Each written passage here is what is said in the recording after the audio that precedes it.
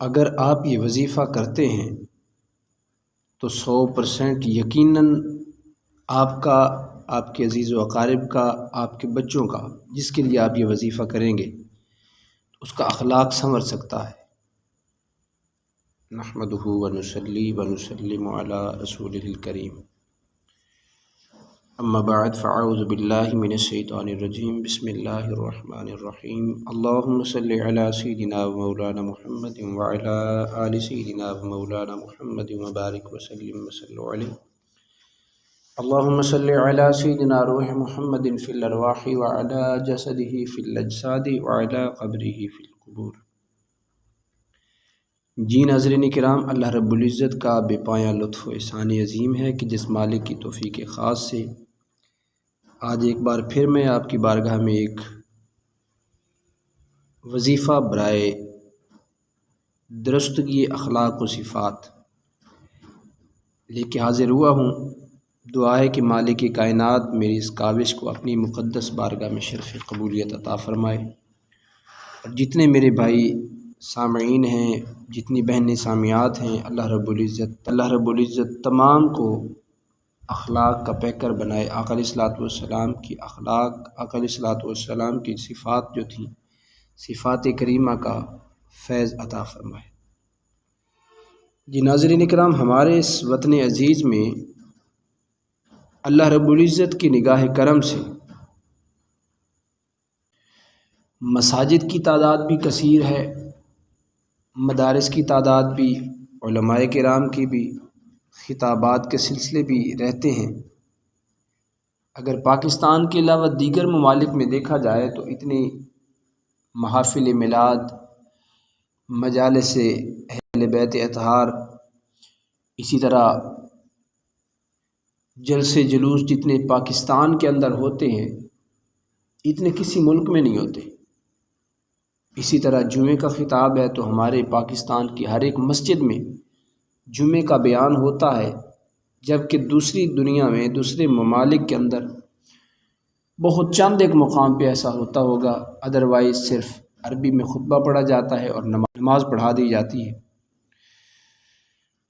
تو ناظرین کرام، یہ بات کرنے کا در حقیقت مقصد یہ تھا کہ ہمارے ملک میں علماء کی کمی بھی کوئی نہیں، واعظ و نصیحت کی کمی بھی کوئی نہیں، تو پھر ہمارے اندر کمی کون سی چیز ہے؟ تو ناظرین کرام، جہاں تک میری اسٹڈی، جہاں تک میرا مطالعہ پہنچا ہے وہ یہاں تک پہنچا ہے کہ ہمارے اندر اخلاقیات کی کمی ہے، ہمارے اندر اخلاق نہیں رہے۔ اب میں نے اللہ رب العزت کی ذات معافی عطا فرمائے، میں نے ایسے قراء علماء بھی دیکھے ہیں، جب بچوں کو پڑھا رہے ہوتے ہیں تو مدارس میں بیٹھے ہوئے اور درس نظامی پڑھنے والا بچہ یا حفظ کرنے والا بچہ یا قرآن پاک ناظرہ پڑھنے والا بچہ جو سامنے قرآن پاک لے کے بیٹھا، اس بچے کو گالیاں دی جاتی ہیں۔ میں حیران ہوتا ہوں جب ایسے معاملات دیکھتا ہوں کہ جس ٹیچر نے، جس استاد نے، جس مدرس نے اخلاقیات کا درس دینا تھا، جو مسجد، جو مدرسہ اس بچے کی تربیت گاہ تھا، جہاں سے اس بچے نے کچھ سیکھنا تھا، وہاں پہ ہی اخلاقیات کی دھجیاں اڑائی جاتی ہیں۔ اللہ ماشاء اللہ، سارے علماء کی بات نہیں کر رہا، سارے قراء کی بات نہیں کر رہا، علماء میرے سر کا تاج ہیں، قراء عظام میرے سر کا تاج ہیں، مگر کئی مقامات پہ میں نے ایسے دیکھا ہے، تب آپ سے یہ بات شیئر کرنے لگا ہوں۔ مثال کے طور پہ قاری صاحب پڑھا رہے ہیں یا کوئی سکول ٹیچر ہے جو بچوں کو پڑھا رہا ہے اور بچے نے غلطی کر دی، غلطی ہوگی تو اس نے جلدی سے کہہ دیا بغیرت کا بچہ۔ ہمارے اس معاشرے کے اندر اس کو گالی نہیں سمجھا جاتا، حرام زادہ، بغیرت، ہم اس کو گالی نہیں سمجھتے۔ اگر اسی کی گہرائی میں جائیں تو حرام زادہ کتنی بڑی گالی ہے، بغیرت کا بچہ کتنی بڑی گالی ہے۔ اور میں نے ایک استاد کو یہ بھی معاذ اللہ سنا ہے، کسی کو برا محسوس نہ ہو میرے ناظرین، میں اصلاح کے لیے آپ کو عرض کر رہا ہوں کہ ایک بندے نے، ایک ٹیچر نے، قاری صاحب نے یہاں تک بھی بچے کو کہہ دیا کہ خنزیر کا بچہ۔ اب مجھے ایمانداری سے بتائیں، جس نے بچے کو بھیجا تھا قرآن پاک پڑھانے کے لیے اور بدقسمتی کے ساتھ اس بچے کو اس طرح کی گالی دی جاتی ہے، تو ناظرین کرام میں یہ سمجھتا ہوں کہ ہمارے اندر اخلاقیات کی کمی ہے۔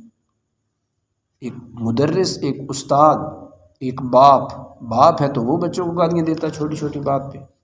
میاں بیوی کا آپس میں کوئی معاملات ہو جائیں تو وہ گالیاں دیتے ہیں۔ تو جب بچے گالیاں سن رہے ہیں تو بچے آگے کیا کریں گے؟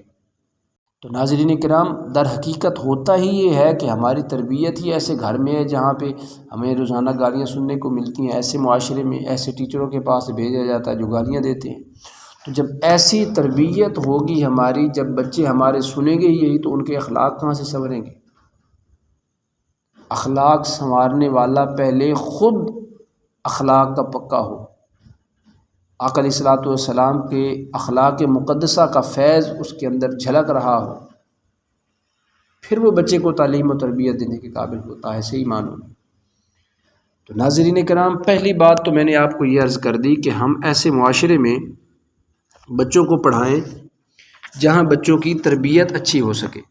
دوسری بات یہ ہے کہ ہم خود اپنے آپ کو سنواریں کہ ہمارا اخلاق خود ٹھیک ہوگا تو بچوں کا خود بخود یہ اخلاق ٹھیک ہو جائے گا۔ تو یہ دو کام آپ نے پہلے کرنے ہیں۔